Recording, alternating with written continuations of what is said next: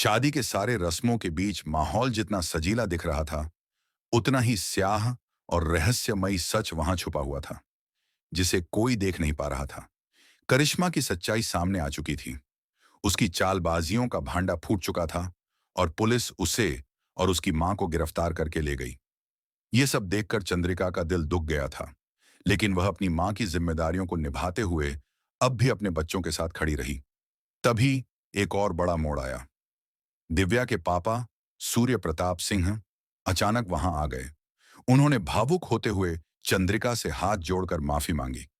उन्होंने माना कि वो चंद्रिका को गलत समझते रहे, जबकि चंद्रिका अपने गांव, अपने घर और उसके नाम का पूरा सम्मान रख रही थी।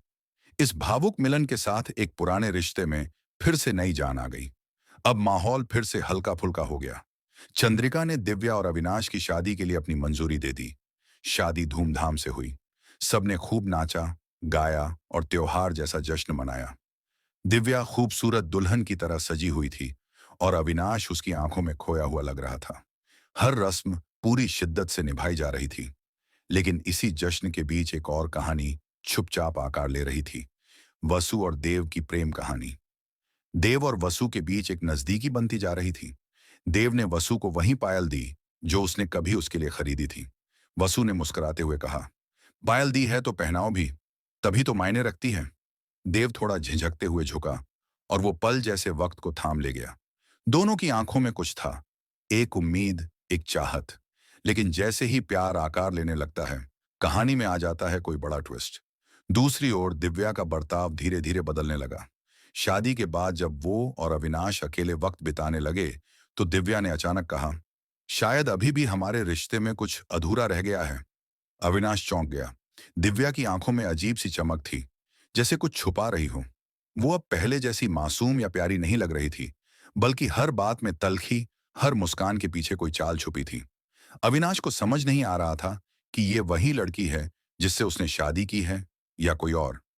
वहीं वसु को भी धीरे धीरे एहसास हो रहा था कि दिव्या के इरादे साफ नहीं हैं। उसे ये डर सताने लगा कि कहीं दिव्या ही तो उसकी और देव की मोहब्बत के बीच दीवार न बन जाए। क्या दिव्या का असली चेहरा अभी सामने आना बाकी है? क्या वो देव और वसु को एक होते नहीं देख सकती? अब वसु को लगने लगा था कि जो मुस्कुराहट दिव्या सबके सामने दिखा रही थी, उसके पीछे बहुत सारा जहर छुपा हुआ है। और जब तक ये जहर फैलता, शायद बहुत देर हो जाए। जैसे जैसे समय बीतता गया, दिव्या का रूप और भी रहस्यमयी होता चला गया। वो अविनाश से दूरी बनाने लगी। कभी उसके सवालों का जवाब नहीं देती, तो कभी बातों को टाल देती। एक रात जब अविनाश ने उसे सीधे पूछा, दिव्या, क्या तुम मुझसे कुछ छुपा रही हो? तो दिव्या ने सिर्फ मुस्कुराकर कहा, जो सच है वो वक्त आने पर सामने आ जाएगा। उस एक लाइन में जो ठंडक और डर था, उसने अविनाश को भीतर तक हिला दिया। अब सवाल यह था कि क्या दिव्या के इस बदले रूप के पीछे कोई पुरानी दुश्मनी है? क्या वह वाकई किसी बड़ी साजिश का हिस्सा है? क्या वो वसु और देव की मोहब्बत को बर्बाद करने का इरादा रखती है? या फिर कहीं वो खुद किसी दर्दनाक अतीत से गुजरी है, जिसका बदला अब वो इस नए परिवार से लेना चाहती है? कहानी अब एक ऐसे मोड़ पर आ चुकी थी जहां हर किरदार की नीयत पर शक होने लगा था।